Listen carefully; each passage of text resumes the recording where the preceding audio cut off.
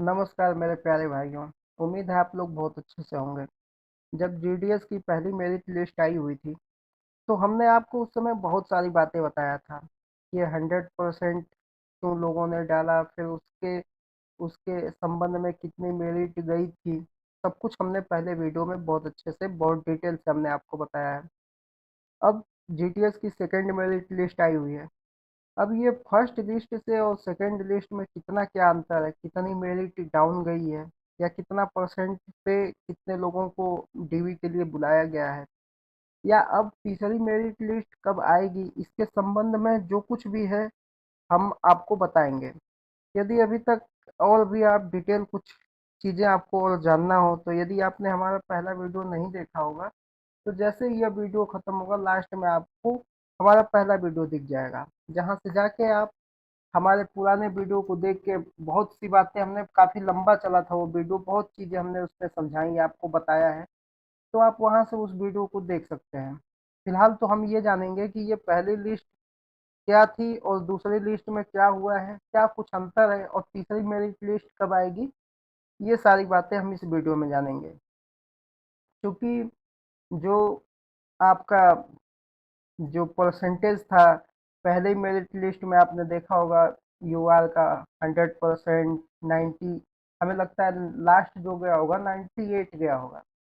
क्योंकि ये जितना कुछ हम आपको बताएंगे ये हम उत्तर प्रदेश की वैकेंसी से रिलेटेड बताएंगे। ऐसा ही कुछ कुछ इधर उधर होके 19-20 सभी राज्य, जितने राज्य में वैकेंसी आया होगा उसके उससे संबंध रिलेट में ऐसा कुछ होगा। यदि आपको आप किसी अन्य राज्य से हैं, आपको कुछ जानना होगा तो आप कमेंट कर सकते हैं।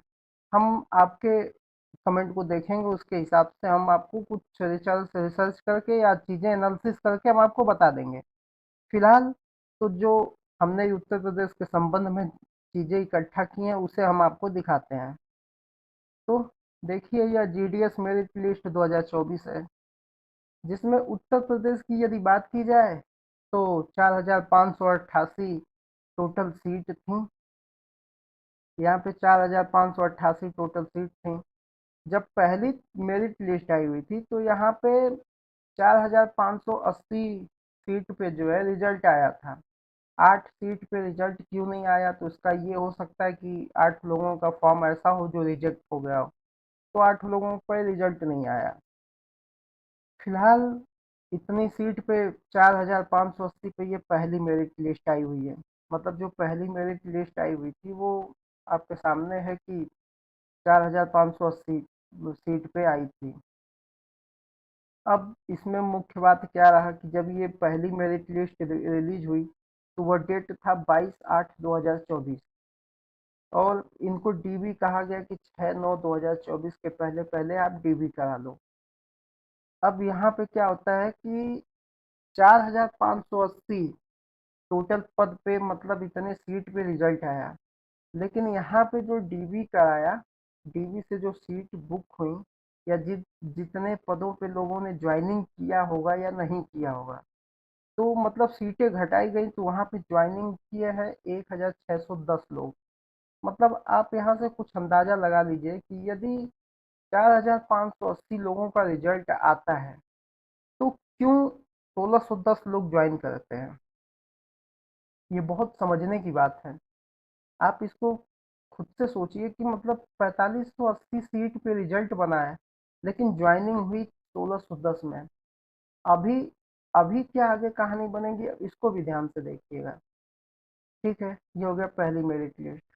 अब आपकी क्या है कि दूसरी मेरिट लिस्ट आई है, जो 2,978 पदों पे ये मेरिट लिस्ट जो है बनी हुई है। अभी 4,000, मतलब यहाँ पे आपने पहले आपने देखा है कि टोटल 4,588 सीट थे। अब वहाँ पे 4,580 सीटों पे हुआ, 8 लोगों का फॉर्म रिजेक्ट हो गया या किसी वजह से उन पे सीट पे रिजल्ट नहीं आया। और यहाँ पे जब यहाँ पे तो 4580 पे आ चुका था, लेकिन अब ऐसा क्या हुआ कि यहाँ पे केवल 1610 लोग ही ज्वाइन किए। लगभग आपको देखिए तो 3,000, मान लीजिए मोटा मोटी 3,000 लोग ज्वाइन ही नहीं किए। ऐसा क्यों हुआ, ये भी बताएंगे हम आपको। अब यहाँ पे सेकंड मेरिट लिस्ट जब आती है 2978 पे आ जाती है। तो अब इस हिसाब से जोड़ दिया जाए तो भैया लगभग इतने लोग, मतलब कि आधा आधा से अधिक सीट, आधा सीट पे मान लीजिए आया हुआ रिजल्ट, मतलब आधा वैकेंट पे। मतलब कहीं ना कहीं आप, अगर 4000 पे रिजल्ट बनता हो, उसके बावजूद यदि 1610 लोग ज्वाइनिंग करते हो, अगर 1610 लोग ज्वाइन करते हैं, इसका मतलब है कि कहीं ना कहीं लगभग 3000 या तो फर्जी थे, या तो ज्वाइन नहीं करना चाहते थे, या तो इन्होंने जो अपना डाटा दिया वो गलत था, या फिर वो ज्वाइन ही नहीं करना चाहते थे। मतलब ये 3000 नंबर जो है वो अपने आप में कम नहीं है, बहुत बड़ा नंबर होता है। आप यहाँ से ये एक बात तो क्लियर कर सकते हैं कि अभी ये दूसरी मेरिट लिस्ट है, इसके बाद तीसरी, चौथी, पांचवी, छठवीं, सातवीं, मतलब हम ये कहें कि अगर 500 सीट बचेगी तो आपकी सातवीं मेरिट लिस्ट भी आ सकती है। ऐसा हर बार होता है, कोई ये नया नहीं है, ये ऐसा हमेशा होता है। अब ये दूसरी मेरिट लिस्ट में क्या हुआ कि अभी ये रिलीज हुआ है 17/9/2024 को, 17/9/2024 को सेकंड मेरिट लिस्ट आई हुई है। और अब यहाँ पे कहा गया है कि आपको 3/10/2024 के पहले पहले आपको डीबी करा लेना है। अब देखते हैं, वहाँ पे 1600 जब पहली आई थी तो वहाँ पे 1610 लोगों ने ज्वाइनिंग किया होगा, या फिर वो अपना डीबी कराए हैं। अब उस डीबी के बाद कितने लोग ज्वाइन करेंगे ये अलग बात होगा, लेकिन इतने लोगों ने डीबी करा लिया है, क्योंकि भाई उतनी सीट कम हुई है तो सीधा मतलब है कि उतने लोगों ने डीबी कराया होगा, या फिर नहीं भी कराया होगा, सीटें रिजर्व हुई होंगी, जो भी होगा। अब क्या होता है कि अब ये 3/10/2024 तक आपको इंतजार करना है कि यहाँ तक जिसका आ गया होगा वो डीबी कराएगा। अब इसी के आधार पर अगर अपने खुद से दिमाग लगा के सोचा जाए, तो हम ऐसा उम्मीद करते हैं कि जो तीसरी मेरिट लिस्ट होगी वो भी समथिंग 2000 के आसपास आने वाली है, 2000 से 2500, इससे कम नहीं आएगी। इतने पदों पे मेरिट लिस्ट फिर से आएगी, क्योंकि जो पहली मेरिट लिस्ट थी वहां से जो 1610 लोगों ने डीबी कराया है, उसमें सभी लोग ज्वाइन करेंगे ऐसा नहीं है, या सभी लोगों का सब कुछ सही हो, ये भी नहीं है।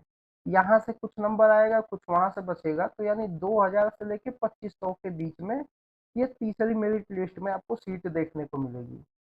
अब यहाँ पे देखा जाए तो अभी क्या है कि इसको अगर हम तीसरे मेरिट लिस्ट का डेट के बारे में सोचे, तो हमारा जो अनुमान कहता है कि 14/10/2024, मतलब ये जो तीसरी मेरिट लिस्ट आएगी उसका, मतलब पहला को देखिए, दूसरा देखिए, तो आप उसके हिसाब से कुछ एक एनालिसिस करेंगे तो आपको ये समझ में आएगा कि 14/10/2024, क्योंकि इसके पहले संडे आ जाता है।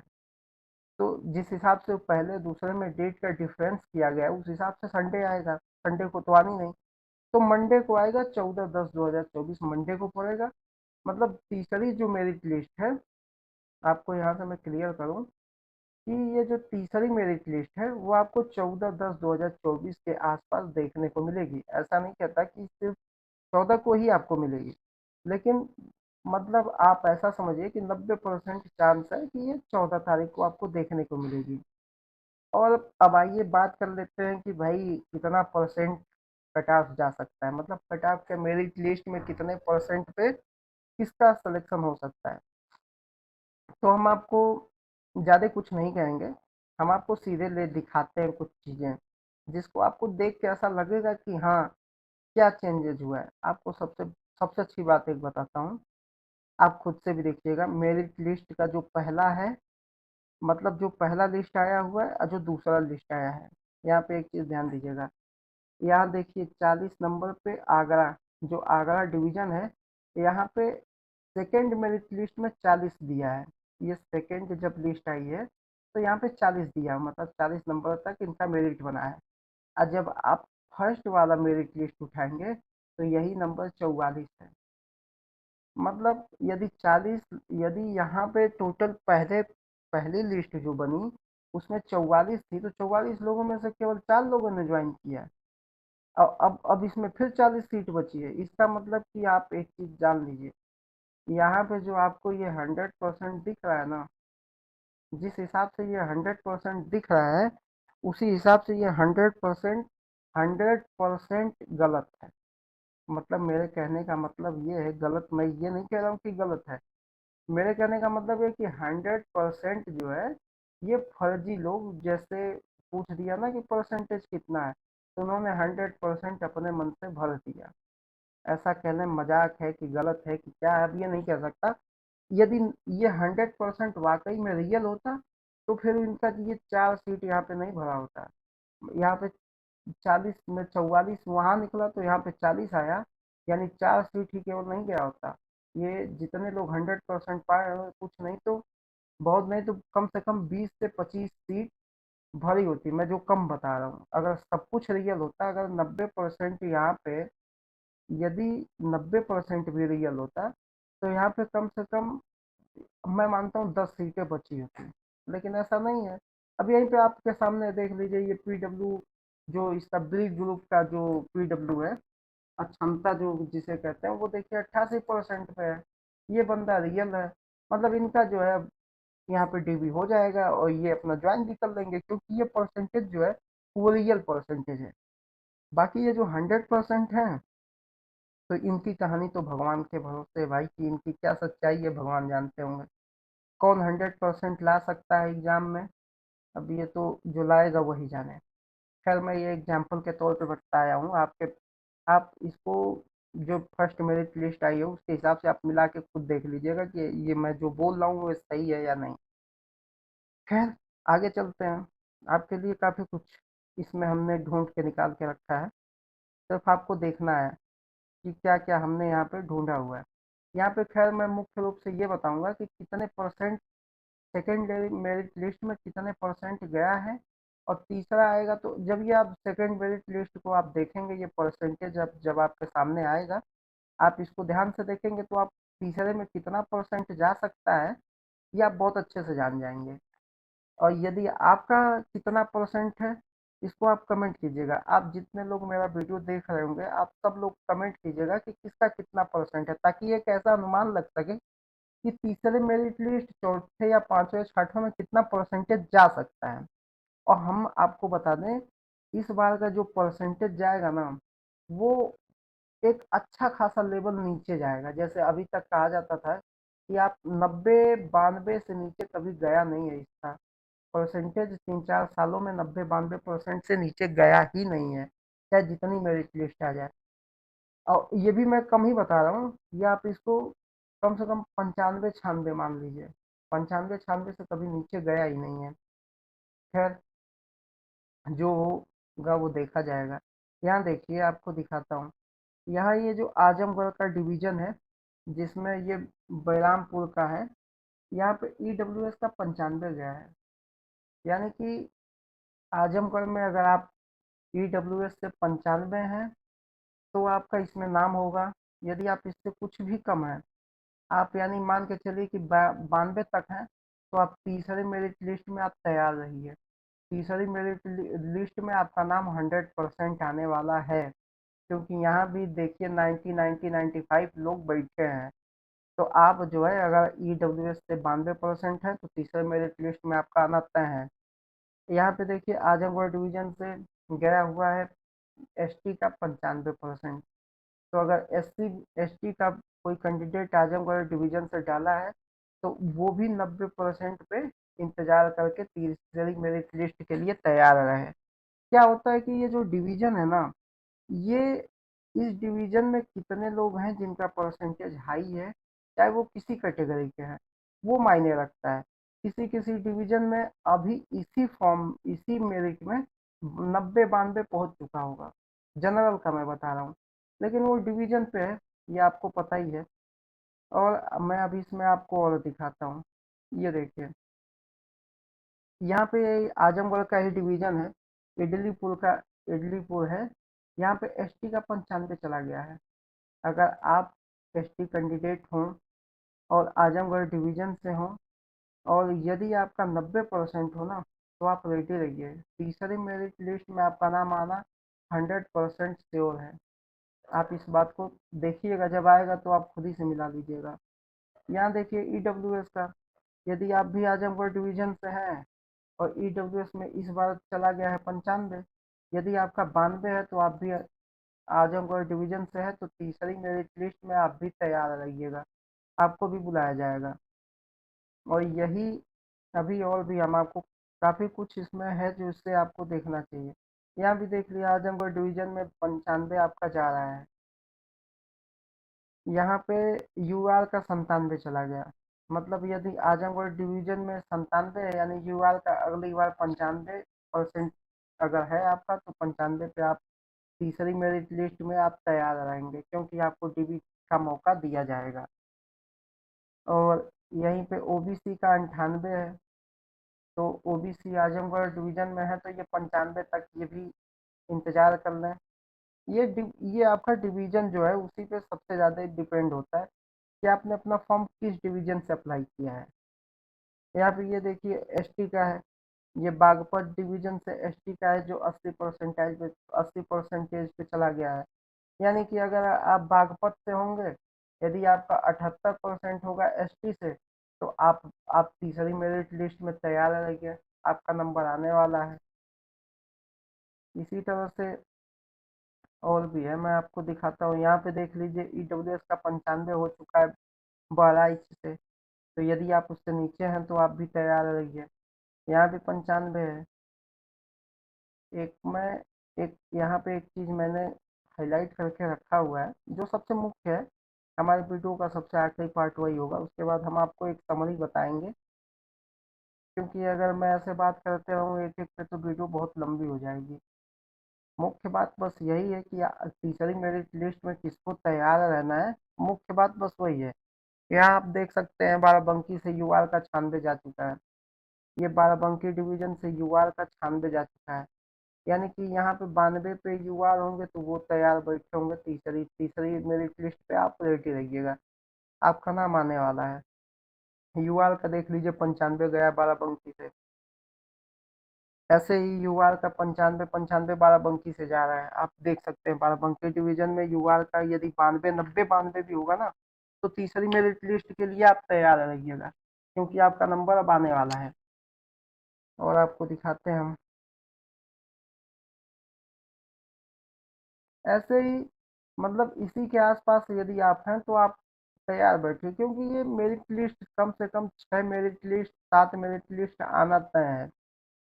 लास्ट में 500 बच्चों पे भी मेरिट लिस्ट आती है, तो आप उसके लिए तैयार रहेंगे। हाँ, यहाँ पे आप देख लीजिए सीधा सीधा, ये बस्ती डिवीजन का है जिसमें ईडब्ल्यूएस का गया है 95%। ये पूरा बस्ती डिवीजन है जहाँ पे आप यूआर का 96%, 95%, ये आप देख सकते हैं, आपके सामने ये पूरा नंबर है। तो अब हम कंक्लूजन आपको ये बता दें, हमने आपको पहले तो बता ही दिया कि तीसरी मेरिट लिस्ट कब आने वाली है, वो आपने डेट देख लिया होगा। अब यहाँ पे हम तीसरी मेरिट लिस्ट में यदि हम आपको ये बताएं कि यूआर का कितना जा सकता है, तो हम नॉर्मली यूआर का 92 परसेंटाइल एक एवरेज बता सकते हैं कि आप किसी भी होंगे, अगर बहुत हाईलाइटेड नहीं है आपका डिवीजन तो आप 92% पे होंगे तो तीसरी मेरिट लिस्ट के लिए आप तैयार रहिएगा। यहीं अगर ईडब्ल्यूएस की बात किया जाए तो ये 90 के आसपास होंगे तो ये तीसरी मेरिट लिस्ट के लिए तैयार होंगे। और यहीं अगर हम बात करते हैं ओबीसी के लिए, तो ओबीसी इसी के आसपास होती है, 90 के आसपास अगर ओबीसी में है तो आप तीसरी मेरिट लिस्ट के तैयार हुइएगा। और यहीं पे हम अगर एस सी एस टी की बात कर दें तो यदि आपका 85% होगा तो आप तीसरी मेरिट लिस्ट के लिए तैयार रहिएगा, क्योंकि आपका इतने में हो जाना है। इसमें बहुत ज़्यादा मतलब हाय तौबा करने की ज़रूरत नहीं है, क्योंकि काफ़ी लंबे टाइम तक ये चीज़ें आती रहेंगी, ये मेरिट लिस्ट आपके सामने आता रहेगा। तो इतना सब कुछ था सिर्फ हमारे वीडियो में, जिसमें हम आपको एनालिसिस करके सारी बातें आपको समझने के लिए आसान बनाया है। और यदि आपका इतने परसेंटेज बन रहा है तो आप रेडी, अपने सारे डॉक्यूमेंट रेडी कर लीजिए और आपकी नौकरी पक्की हो जाएगी इसमें। क्योंकि 90% 92% या मेरे समझ से ऐसा है कि जो 98 99 97 लाने वाला व्यक्ति होगा वो इस जॉब को नहीं करना चाहेगा। ऐसा मेरा मानना है, सब लोग ज्वाइन नहीं करते हैं इस जॉब को। तो यदि आपका इच्छा है इस जॉब में जाने का, अगर आपके इतने परसेंटाइल हैं, परसेंटेज हैं, तो तीसरी मेरिट लिस्ट के लिए भी आप तैयार रहिएगा। हमारा प्रयास आपको कैसा लगा, ये कमेंट करके बताइएगा। अगर ये वीडियो आपके लिए थोड़ा भी हेल्पफुल रहा, आपको अच्छा लगा, तो मेरे चैनल को सब्सक्राइब करके मेरा मुझे सपोर्ट बिल्कुल दीजिएगा। आपका कोई सुझाव होगा तो आप कमेंट करके बताइएगा। कोई भी प्रश्न होगा आप कमेंट करेंगे, मैं जवाब दूंगा। बहुत बहुत धन्यवाद।